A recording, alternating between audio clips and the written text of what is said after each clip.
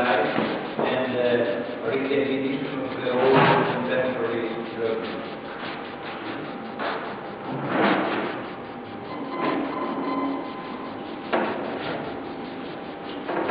Good morning, ladies and gentlemen, dear fellow philosophers.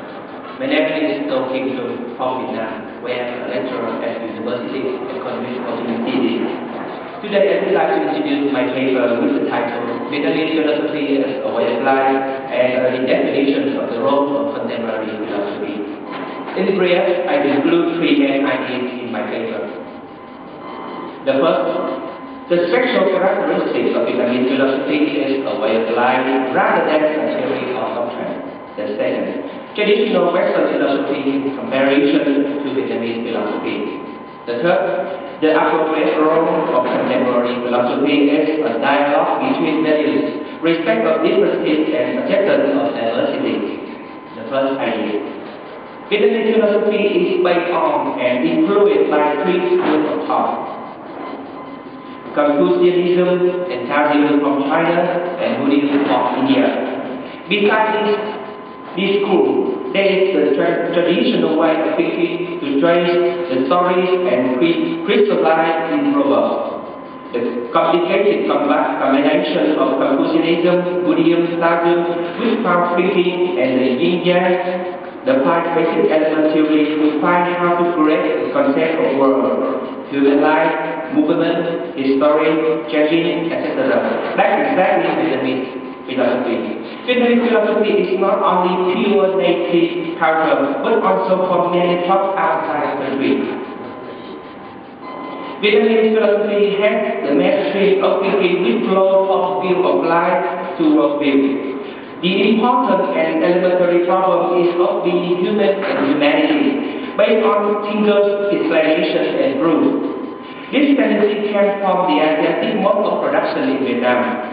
The topic that the thinkers take a deep step in are human relationships, such as king, servant, father, son, brotherhood, spouse, friendship, citizen, country, characteristic of honorable men, model of ruling, problems of human morality, human nature, education, etc.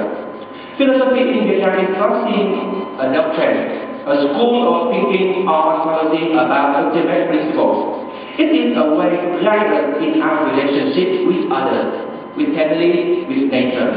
All forms of structure between materialism and idealism in Vietnamese philosophy are not so clear and direct, and on some way it's not very urgent. Vietnamese philosophy in scholar style hit inward toward idealistic and use mental sense to explain outside phenomena, while in folk style have some characteristics in naive materialism. When thinking, Vietnamese people try to stick their thoughts to a holistic religion with the river god, the mountain god, etc., to satisfy the historic figures who have contributed to the village and country. In general, the religious and idealistic tendencies tend to be more dominant than the artist and materialist tendency. It is like way of life. In other words, while Western philosophy leans toward materialism and outward-looking thought, Vietnamese philosophy leans toward idealism and inward-looking thought, while Western philosophy tends to use the external reality to explain the internal world. Vietnamese philosophy tends to use the internal world to explain the external reality. While dialectic in Western philosophy bears contradiction, dialectic in Vietnamese philosophy carries unity. While the motion and change in Western philosophy are to be with a head shape, the motion and change in Vietnamese philosophy are to be with a circle shape. Western traditional philosophy in comparison always controls and focuses on solid foundation to become a sort of ultimate reference called foundationalism. It has existed since ancient Greece. The focus of this theory is that all knowledge or cognitive awareness of the subject, human being, are based on a solid foundation. This foundation serves not only as the starting point, merely as a basis of knowledge, a truth of existence. Thinking in the process of proving the validity of knowledge, not proving the rationality of foundation from which knowledge is shaped. It means, with intimate cause, the foundation is true, absolute, entire, and impossible to prove. For example, Plato's theory of form, Francis Bacon's experientialism, Descartes' rationalism, or Immanuel Kant's category imperative. Neo-pragmatic philosopher Richard Rorty states that the fundamentalists confirm the existence of permanent representation, which constitutes the foundation from which dominates epistemology.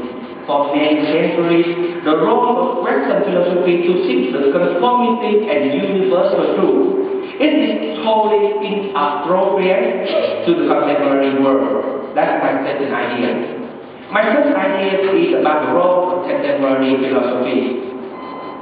Throughout centuries, as life has changed, the role of philosophy in our life has moved away from being ahead with real contemporary issues. Philosophy nowadays needs no more debate the abstract issues such as discrimination in nature, phenomena, content, form, thing itself, etc. All the above is no longer valid in contemporary philosophy. Today, problems like war, pollution, the ever-growing gap between rich and poor, democracy, justice, etc. Those problems should be addressed by philosophy. What is essential is telling a new story in the hope of new form of intellectual life, said Richard Rorty. And we should understand that philosophically important to recognize that conditions, change, characteristics, fundamental aspects of our experience and our language, our idea of our selfhood, and our conception of humanity, society, of community. I believe contemporary philosophy needs to become a way of life, a way of thinking based on our current issues, a dialogue based on the will to build a sustainable society on our planet. Eventually, Vietnamese philosophy as a way of life, this is consistent with the contemporary philosophy in the 21st century when we are facing with urgent global issues.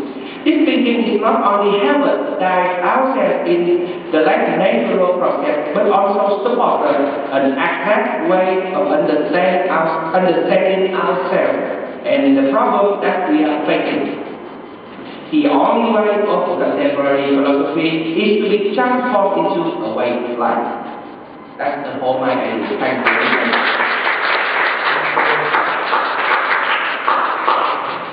Very